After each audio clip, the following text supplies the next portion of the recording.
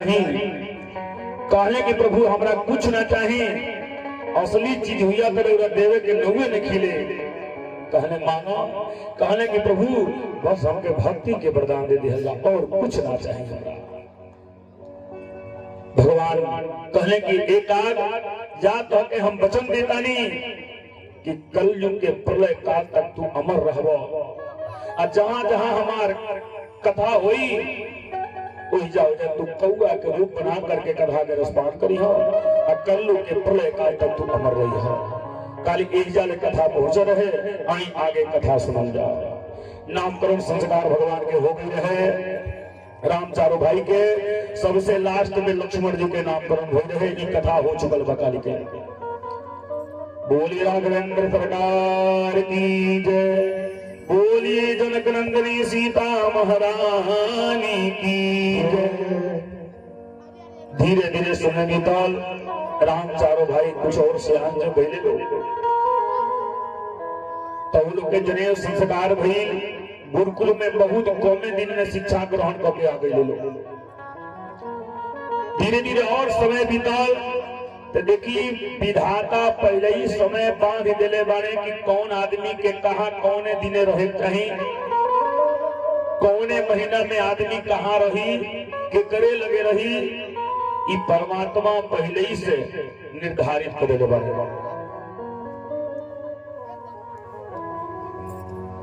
बोले वृंदावन बिहारी लाल की जय। बक्सर में वो बाबा रहने जो ने बाबा का नाम है विश्वामित्र जी। का नाम रहे? विश्वामित्र जी।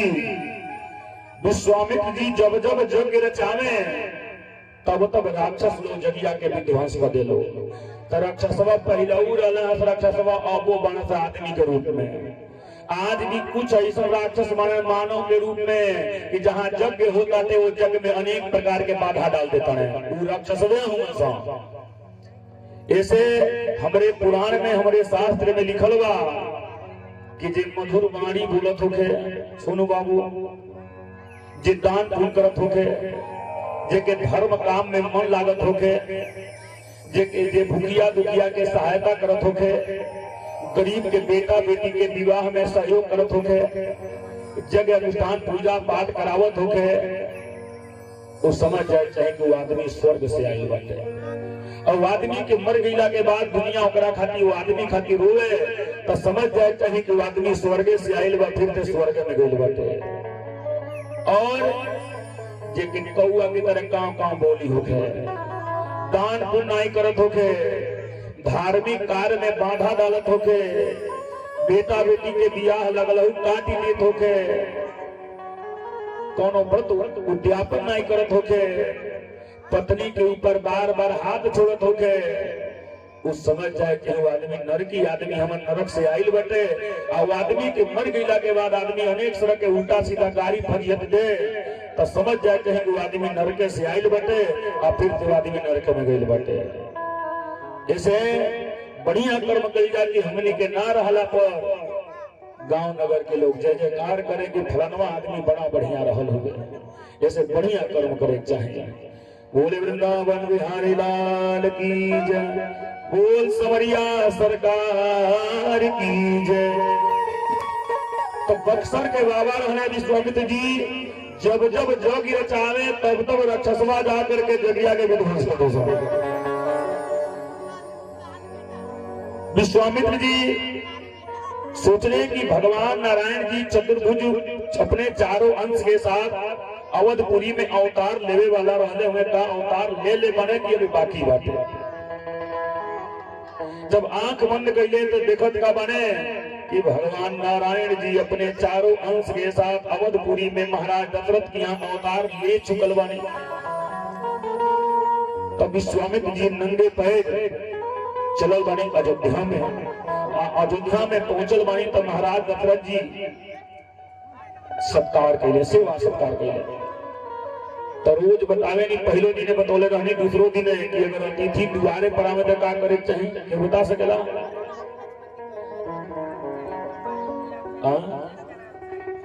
ज्ञान चला के मार देते हैं। हाँ, 3 काम करे चाहिए, रोज बतावे नहीं हो कि 3 चीज है अनमोल बिकानी, आवहु बैठहु पीवहु पानी। अतिथि के बुलावे कहीं, बैठावे कहीं और जलपान करावे चाहिए। राजा दशरथ जी बुलौले बैठोले जलपान करोले, बातचीत होखे लागल।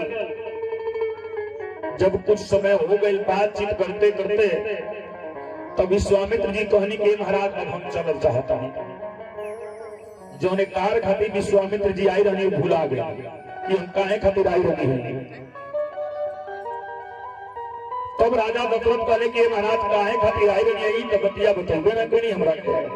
कहले हाँ महाराज सुननी है कि रौरे यहाँ 4 गो लड़का भेल बने सन, और में 2 गो लड़कवा हमरा के दे देती तो जगिया के रक्षा कर देते। कहले महाराज कोई तो हम चल के रौरे जोग के रक्षा कर सकते, लेकिन हम अपने लड़कन के ना देवे। लड़का बड़ा छोट छोट मारे सन, का जोग के रक्षा कर रहे सन, लेकिन मरीजवा छोटे रहेला, लेकिन देहिया पूरा झिझिना देला। छोटा है पर खोटा है। कहले महाराज रौरा ये लड़कन के दीप गिनाई दे। कहले महाराज हम ना दे, हम अपने लड़कन के नहीं दे। ये हमार लड़का हुए सन, हमारी इच्छा हम देव, हमार नहीं इच्छा नहीं देव। जब इतना बात राजा दशरथ कहले, तब विश्वामित्र जी के क्रोध आई। किशोर भैया राजा दशरथ, हम है विश्वामित्र जौन तुम्हारे पूर्वज हरिश्चंद्र के गोप की यहाँ भिजवा देने वाली। अब पे चाहिए अयोध्या के पल बल में जला कर आपको देखो।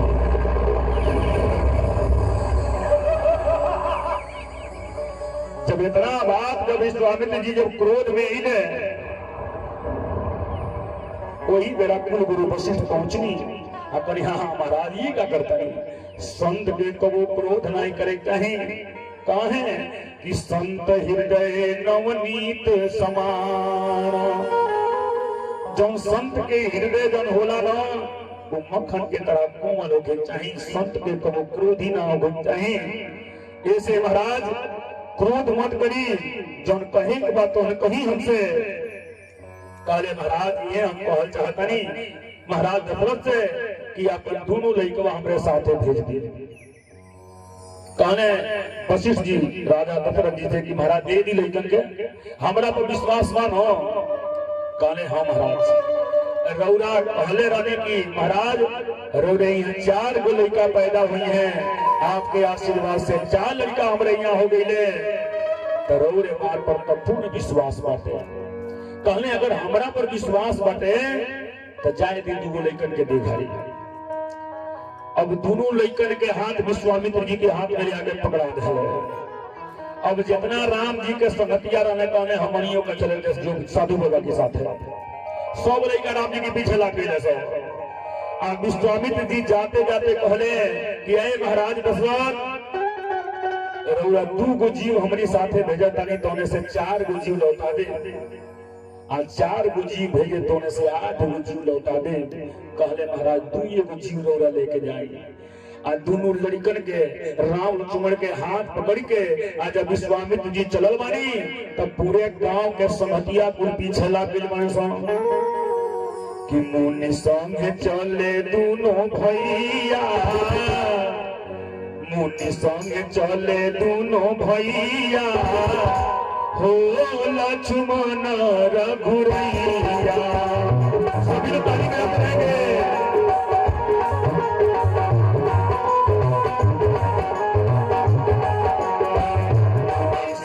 चले दोनों भैया, हो लक्ष्मण रघुरैया।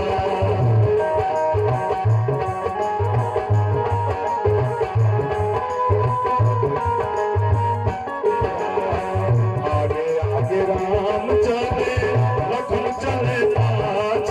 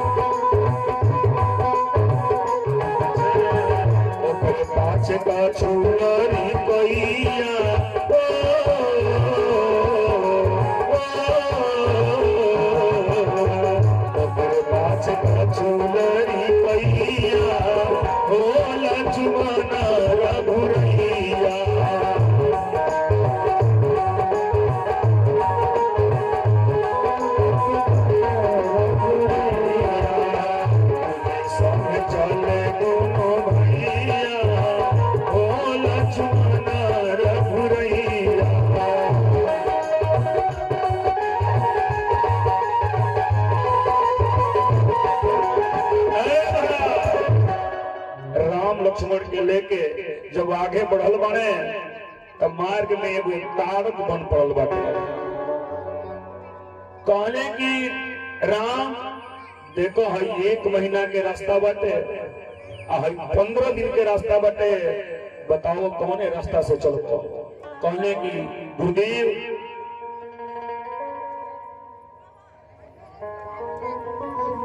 बोले वृंदावन बिहारी लाल की जय। कहने की महाराज कौने रास्ता से रोड चले। कहने की महाराज जब कौन दिन के रास्ता वही रास्ता से हम चले।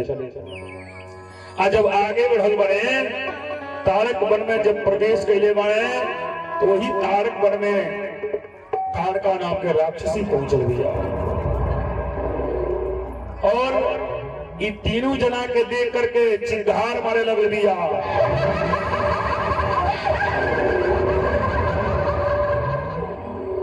जब चिंगार जब विश्वामित्र सुनने तो कहने रघुराघो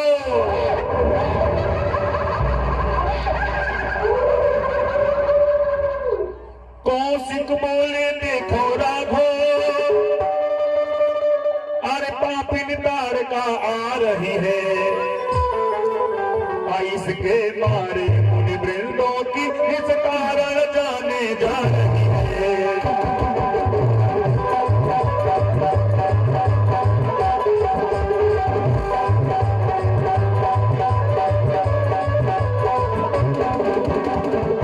जब उंगली दिखौले तो और तेज बढ़े लगा।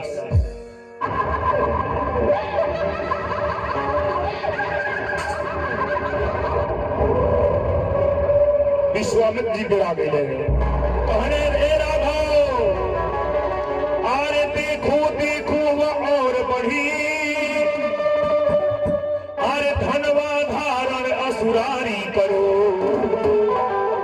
आहे सुर मुनि के रखवार बढ़ो इस पापीन का संहार करो।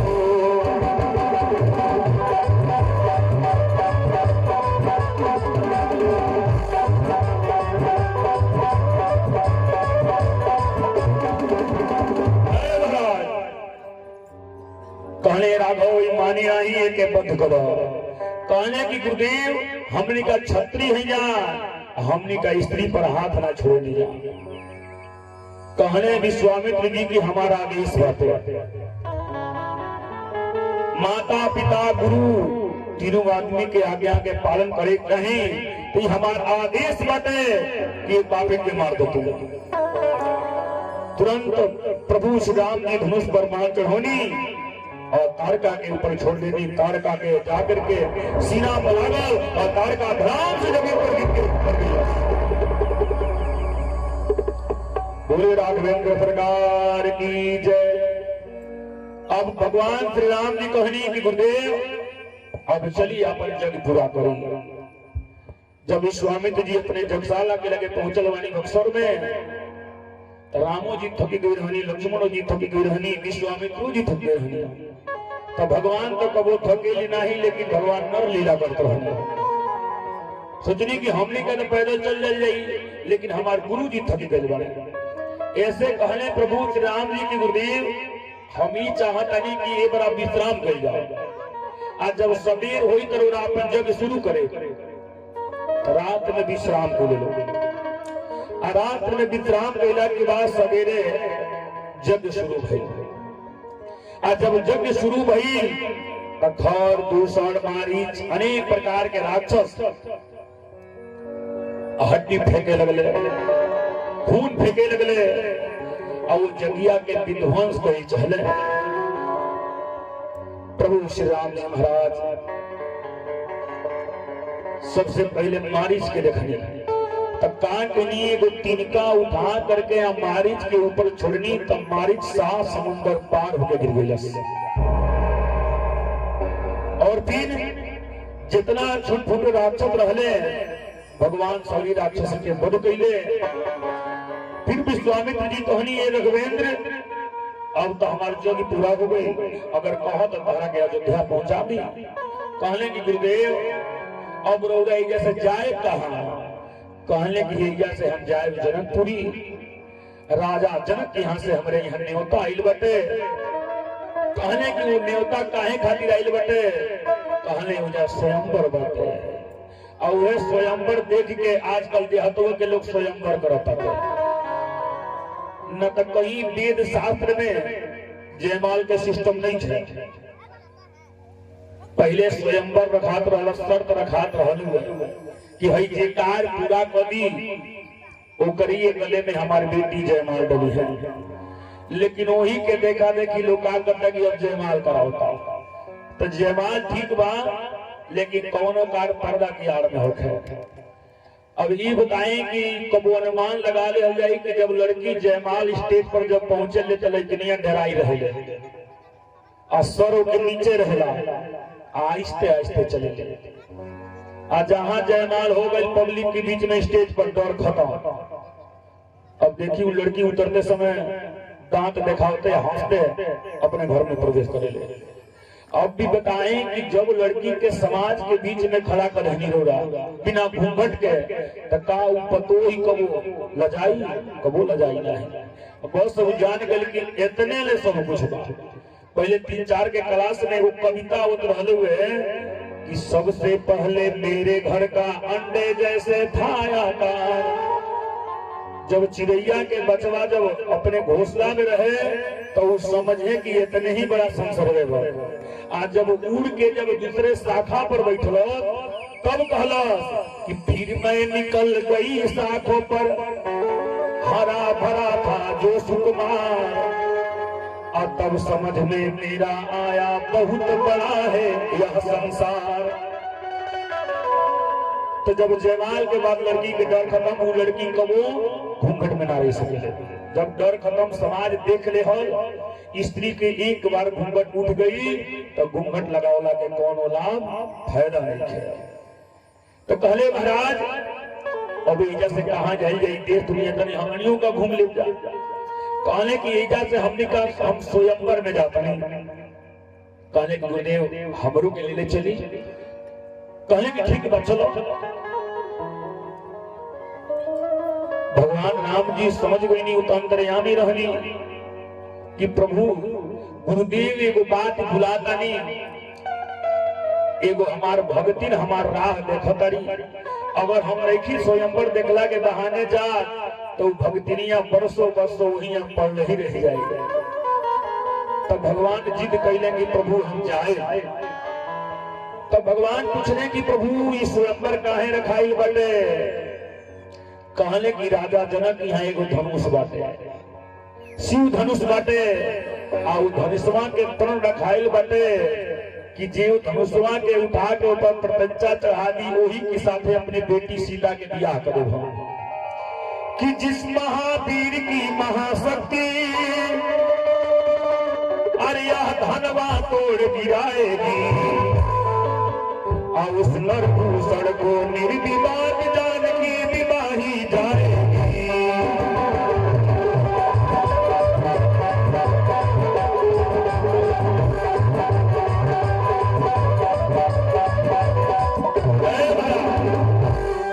कहने राजा विश्वामित्र जी महाराज कहने राम से कि ये राम राजा यह प्रण कैले बने कि जिस महावीर की महाशक्ति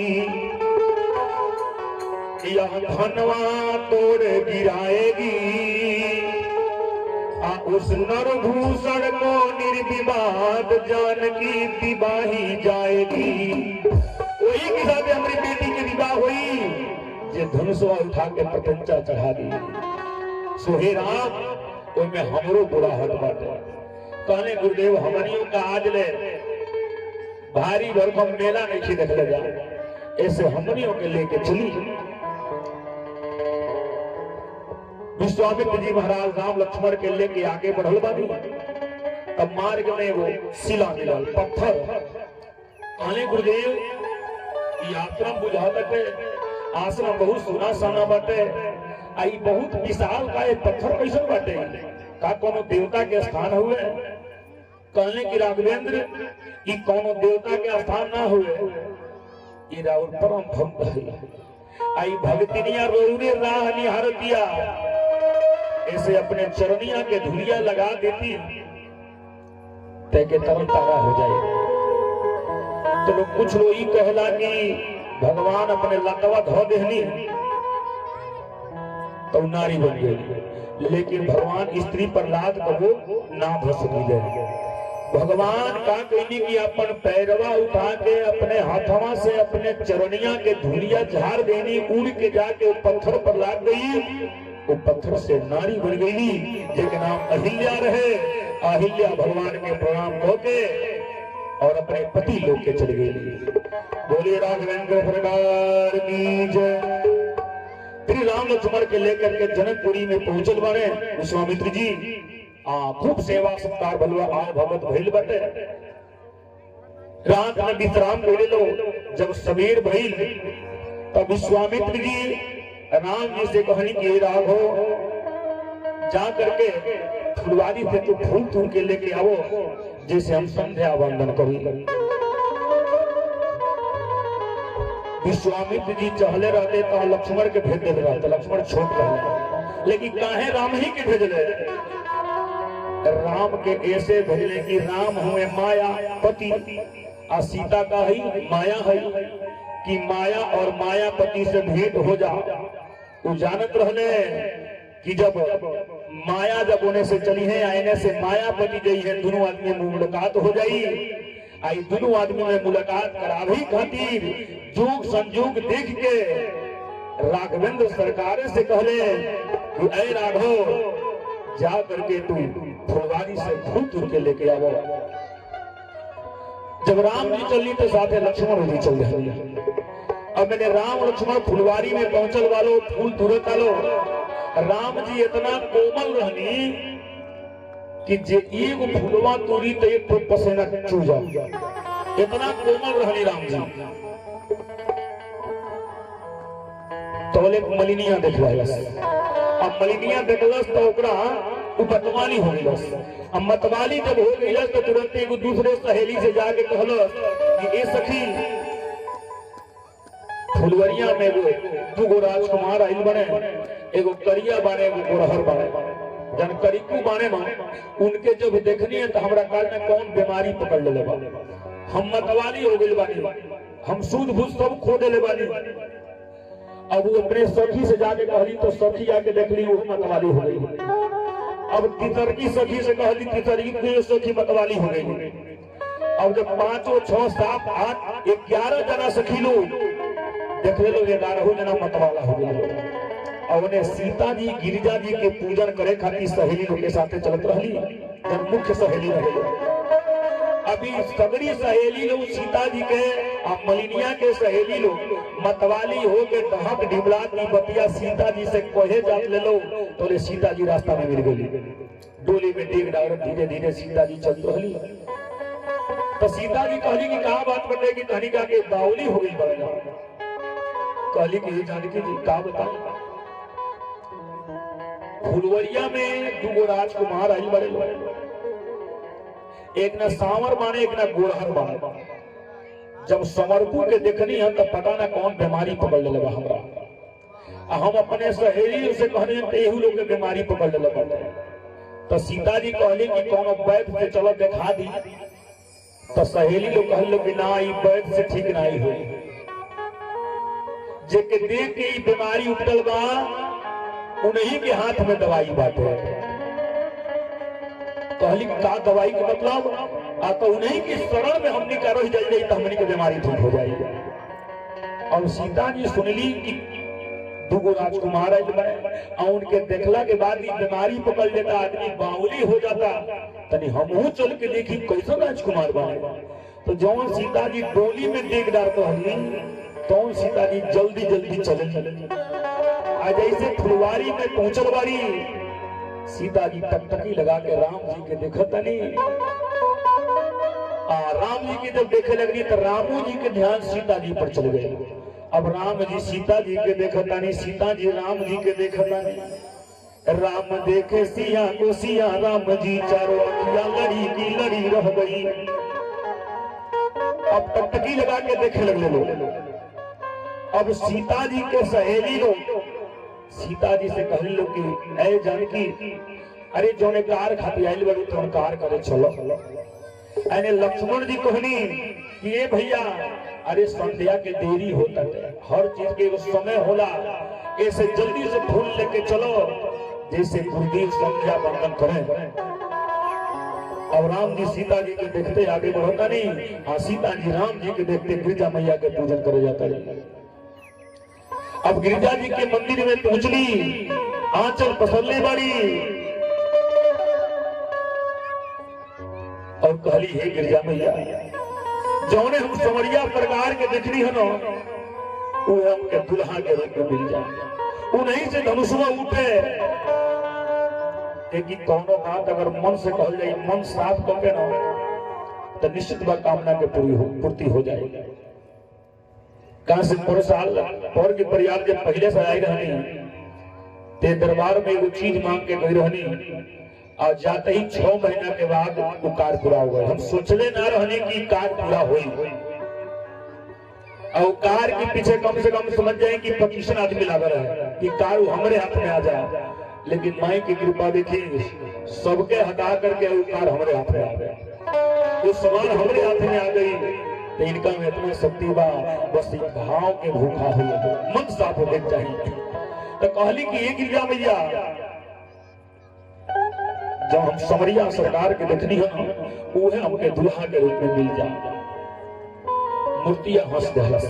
आज जमन गिरिजा मैया के हाथ में जब फूल पकड़ावल गई है, फूल सीता जी के आंचल में गिर गई।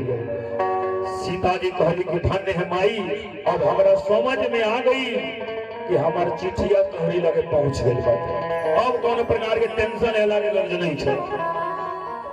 अब सीता मैया आई मेरे घरे, राम लक्ष्मण फूल लेके और गुरुदेव के लगे पहुंचल वाले, संध्या बंदन वही दरबार लागल, और दरबार में जे जौने लायक रहे वो तरह स्थान दिया गया। एक से एक राजा महाराजा सभी पहुंचल ले लो, सब देश देश के राजा पहुंचल ले लो, बस एक जगह के राजा नहीं पहुंच रहे, अयोध्या के राजा महाराज दशरथ जी नहीं पहुंच रहे।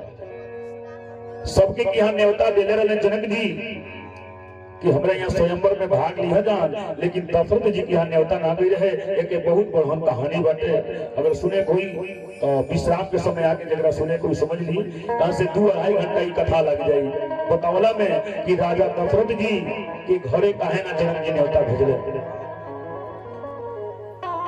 देश देश के राजा लोग पहुंचल ले लो, वो राजा में 2 विशेष राजा पहुंचल ले लो। एक राजा रहे सोनितपुर के, उनके नाम रहे बाणासुर, एक राजा रहे मुख्य राजा, विशेष राजा जो लंका से चल गए, जिनके नाम रावण रहे। दोनों आदमी शंकर जी के भक्त रहे। बाणासुर कहा कहले कि धनुषवा के प्रणाम कहले, आप प्रणाम करके रावण से कुछ बातचीत कहले, आप बातचीत करके आप बाणासुर जैसे चले गए। लेकिन रावण रहे त्रिकालदर्शी, अब वो चारों ओर सभा में मुंह घुमा करके देखे लगा, नजर घुमा के कि ऐसा वीर आयल बाकी जेकरी हाथ से धनुष खंडित हो। अब जब रावण जब धनुषवा की उपरा देखलस तो उन्हें ब्रह्माक्षरी में कुछ लिखल गया है। आप ब्रह्माक्षरी के ज्ञान उन्हें पढ़ सकेला कि जिनके ब्रह्म ज्ञान होके, संस्कृत ज्ञाता होके, विद्वान होके, वो है ब्रह्माक्षरी पढ़ सकेला। रावण पढ़ लिया, अब लगलस अपन नजर घुमावे कि ये लिखलका के जोड़ा लग जाए तो बढ़िया रहे। अब लगलस नजर घुमा के देखे तो जो धनुषवा पर लिखल गई रहे वो है राम जी के ललटों पर लिखल गई रहे। तब मने मने बतिया होता जेके देहाते में साय पुरुष कहल जाला। तब मने मने राम जी से कहलस कि हे राघव, ई धनुष तक कहरे आते उठे, जौन धनुषवा के ऊपरा ब्रह्माक्षरी में लिखल बा उहे कहरे ललाटों पर लिखल बाटे। तो राम जी मने मने इशारा कइले कि महाराज का लिखल बा तनी हमके बता देती। तो रावण राम जी से कहले कि हे राघव, कि हे राम तुम्हारे मस्तक पर अरे पीताम्बर बनवास लिखा, हे राम तुम्हारे हाथों से रावण का सर्वनाश लिखा।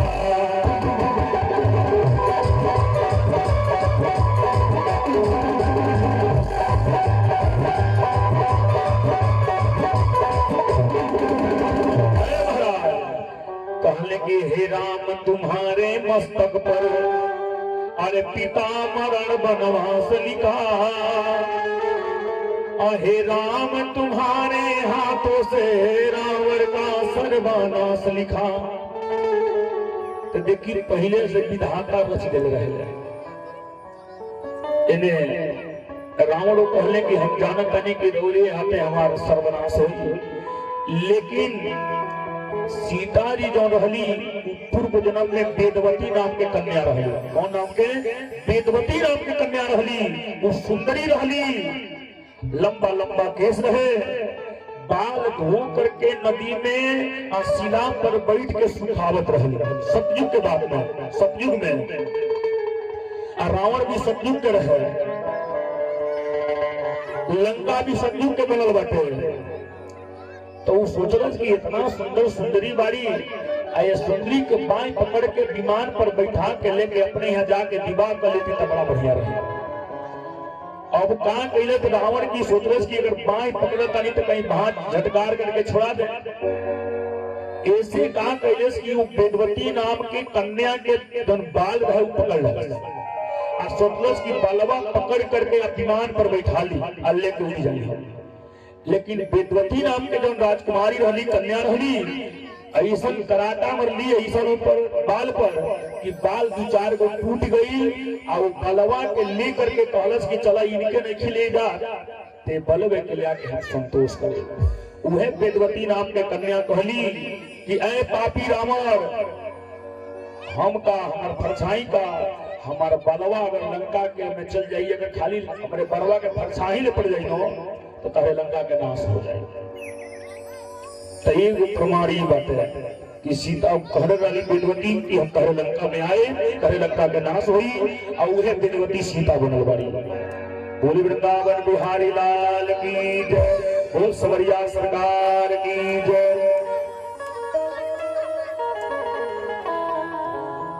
आज रावण बता के और जैसे धनुषवा के प्रणाम होके अच्छे निकले सब एक साथ 10-10 हजार राजा लोग धनुष को उठाओ तो, लेकिन कष्ट बस नहीं हो पाओ। राजा जनक कहले कि अब बुझाता कि धरती वीर से खाली बा, ये धरती पर वीर नहीं खेलो। तो सब राजा लोग का हार चुका रहे लोग कि वो बोलना है, लेकिन लक्ष्मण जी के बर्दाश्त ना थे। लक्ष्मण जी अपने आसन पर से उठले, कहले राजा जनाब,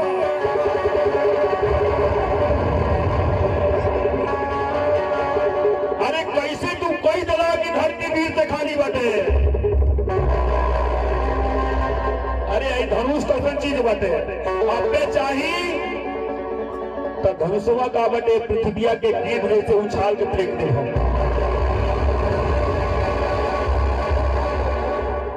वृंदावन बिहारी लाल की जय, वृंदावन बिहारी लाल की जय, उस सवरिया सरकार की जय। आज शांति विधान दे समझा। बोलिए राघवेंद्र सरकार की जय, बोलिए आनंद कंद भगवान की जय। लक्ष्मण जी कहले कि हे राजा जनाब, अरे अबहिन हमार राम भैया बाकी बने, अबहिन हमार राम भैया बाकी बने, कैसे रौरा कोई दुनिया की धरती वीर से खाली बाटे? जोग संजोग मुहूर्त देख के विश्वामित्र जी कहने कि राम उठो, आज जो राजा जनक के संताप बाटे ओके हरण करो। कि हे राम उठो धनवा तोड़ो, संताप जनक का हरण करो, भव धन में का अवतरण करो, यह विजय लक्ष्मी का वर्ण करो। जो मुहूर्त समय देख के विश्वामित्र जी आदेश दी। राम जी जब उठल बानी तो गुरुदेव के प्रणाम कैले वाले और सभा के बीच में जितना लोग रहे सबके प्रणाम कैली, मने मने अपने माता पिता के प्रणाम कैली। धनुष की लगे पहुंचनी तो जा धनुषों के प्रणाम करी, भोले बाबा के प्रणाम करी कि बाबा ये राउर धनुष हुए काय के हम उठा सकिले, कहीं टूटी कहीं में दोष नहीं खे न।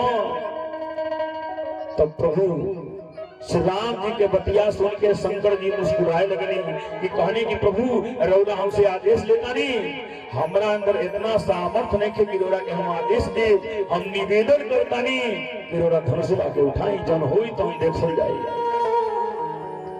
प्रभु श्री राम जी महाराज धनुषवा के परिक्रमा कैनी, अब परिक्रमा करके आओ धनुष के उठा के जैसे ही प्रत्यंचा चढ़ावे लगनी, धनुष दो टुकड़ा में टूट गई।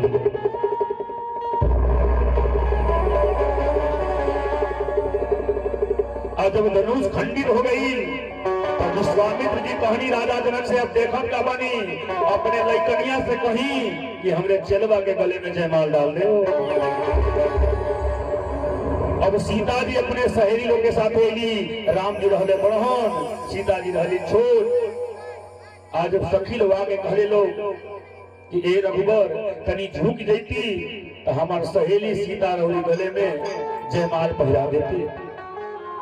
तो राम जी छत्री रहनी, कहनी नहीं हम मेहरारू खाती झुके नहीं, हम छत्री हैं।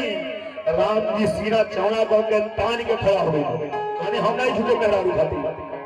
तब सीता जी के सहेली लोग जनक जी को इशारा कर ले कि महाराज अरे कोई देती लइकवन के गुरु जी से इतनी चेलवा झुक जा सकता। तब जनक जी इशारा करी विश्वामित्र जी की ओर कि महाराज जल्दी से कार होके अपनी चेला से कोई दी झुक जाओ, जयमाल पड़ जाओ। तब विश्वामित्र जी उधर से इशारा करने कि महाराज लइकन के बीच में बूढ़वन के नहीं बोले चाहिए, हम जो होता तो देखे दे जाओ, हमनी का देखल जाओ। तब सीता जी लक्ष्मण जी की ओर इशारा करी कि ऐ लक्ष्मण भैया, अरे हमारी जतिया रो बाटे, हमारी जतिया बचा दी। तो कहानी ठीक बा, ढेर देर ले समय नहीं दे, पल भर समय देता नहीं, इतने में रोरा जयमाल पहिरा देते हमारे भैया के गले में। अब कहा कही कि लक्ष्मण जी राम जी के शरण में साष्टांग प्रणाम करे लगे, आठों अंग से प्रणाम करे लगी सूझ के। तो आज भी लक्ष्मण जी प्रणाम करिए साष्टांग को तुरंत उठ जाते रहे। लेकिन आज सभा के बीच में जब लक्ष्मण जी साष्टांग प्रणाम करता नहीं तो कुछ समय हो गई। तो राम जी के इस समझ में आई कि हमरा बुझाता कि लक्ष्मण भैया ही कहल चाहता है कि हमरो बियाहवा यही जब हो जाओ, यही से इतना समय हो गई। तो कहने ठीक बता चिंता करता तहरो कार के पूर्ति हुई। इतना कही कि राम जी झुक के जैसे लक्ष्मण जी के उठावे लगनी, इतने में सीता मैया राम जी के गले में जयमाल डाल दे। बोली जनकनंदनी सीता मैया की। और वही मेरा फूल के बारिश होके लागल, अरे बीचे आसमानवा से फूलवा गिरे लागल, आसमानवा से फूलवा गिरे लागल, आसमानवा से फूलवा गिरे लागल। सीता और राम के जयकारा होके लागल। बोलिए श्री रामचंद्र की। सिया और राम के जयकारा होके लागल। यही बतिया के हिजा मानस में बाबा गोस्वामी तुलसीदास जी अपने कलम द्वाई से चौपाई लिख लेने बारे कि जय रघुनंदन जनक किशोरी,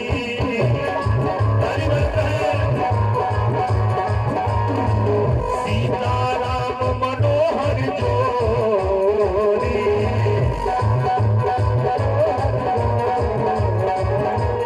जय रघुनंदन जनक किशोरी,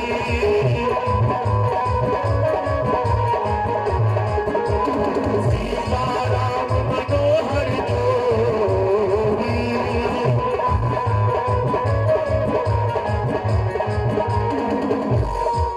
जय रघुनंदन अरे जनक किशोरी, सीता राम मनोहर जोरी।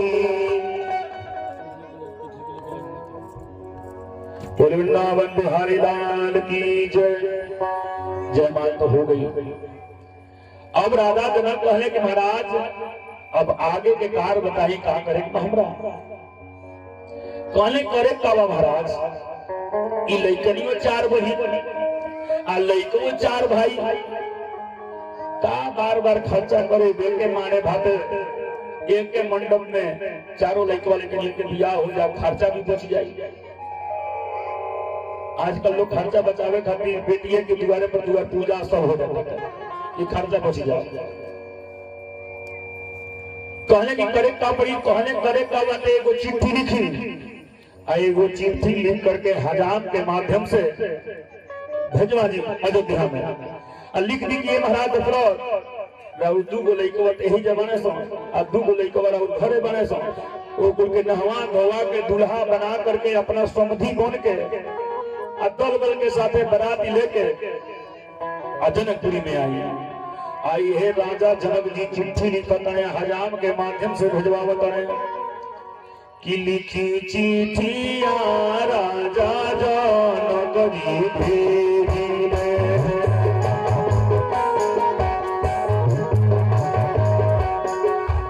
लिखी चिट्ठिया राजा जनक जी भेजिले।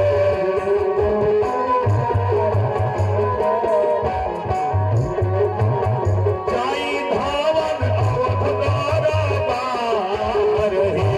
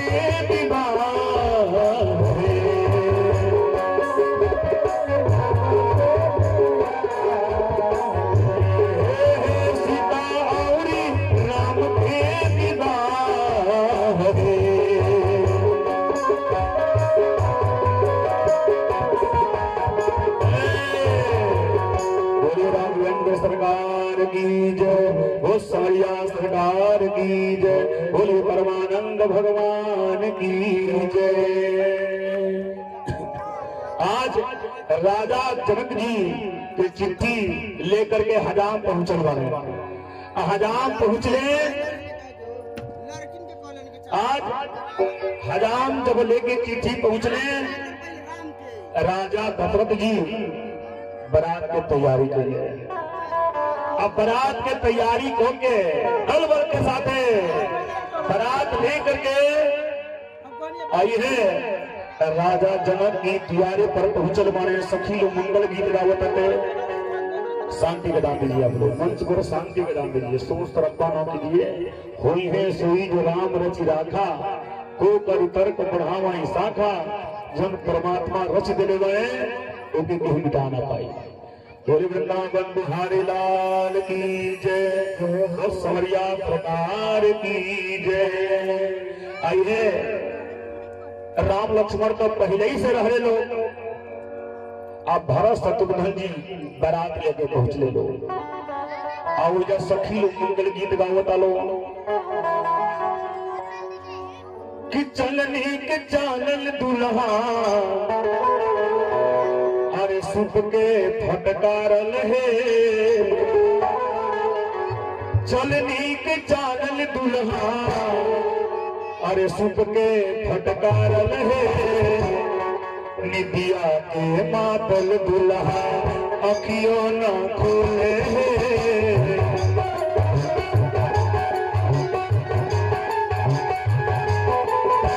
निदिया के मातल दुल्हा अखियों न खोले है,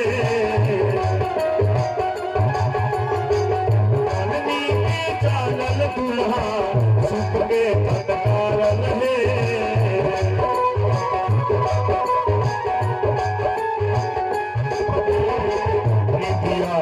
मातल दुल्हा अखियों ना खोले है,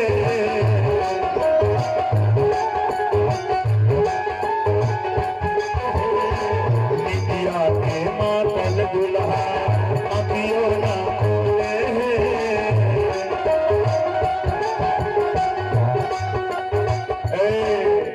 बारात पहुंचल बाटे, आ चारों भाई लोग द्वार पूजा भइल, कन्या निरीक्षण भई, यह कन्यादान हो रहल बाटे। कन्यादान जब भई और वो भाई के इंतजार होके लागल कि भाई कहाँ बा, कि सीता जी के भाई हुए, कि पानी ग्रहण संस्कार करी भाई बन के। अब केहू असली सीता जी के भाई तो रहे, सीता जी 4 गो बहनियां रहली, अब के भाई बने, वही जब सीता जी के असल की आपन भाई एकदम करिया कलूटा आदमी बन के बैठा रहे सभा में, जे के नाम रहे मंगल। का नाम रहे? मंगल। कैसे मंगल रहे? तो सीता जी कहाँ से प्रकट भेल बड़ी? पृथ्वी के गोद से। अब पृथ्वी के लड़का के हुए मंगल, तो सीता जी और मंगल का भेजे लोग भाई बहन भेजे लोग। ऐसे सीता जी के भाई बन के आई है, पानी ग्रहण संस्कार मंगल देवता कर रहल माने। सखी लोग आवता, बोले वृंदावन बिहारी लाल की जय, बोल समरिया सरकार की जय। कि जागा हो अरे जना का हो राजा, अरे काढ़े ले हो तू तारिया।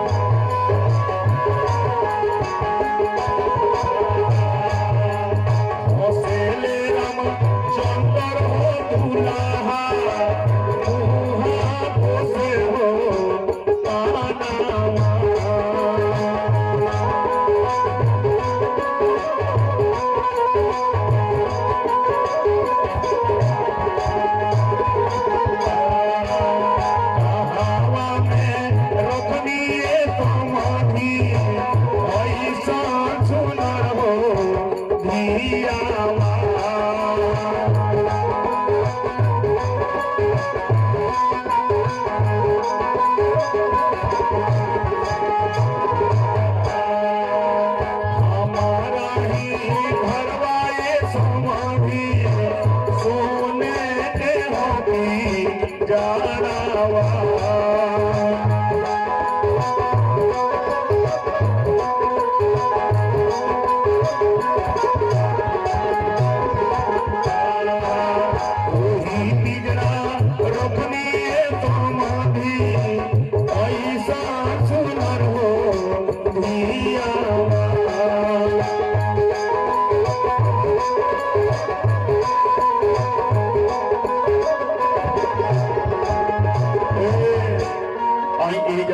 समय देता नहीं जरा सीताराम भगवान में जो शक्ति भक्ति होके वो आकर के चरण में चढ़ावे अपने जीवन के धन्य बनाए 2 मिनट के समय देता नहीं। चलिए जल्दी से तो पानी ग्रहण संस्कार हो रहा बा जवन शक्ति भक्ति होके लेके चली आए।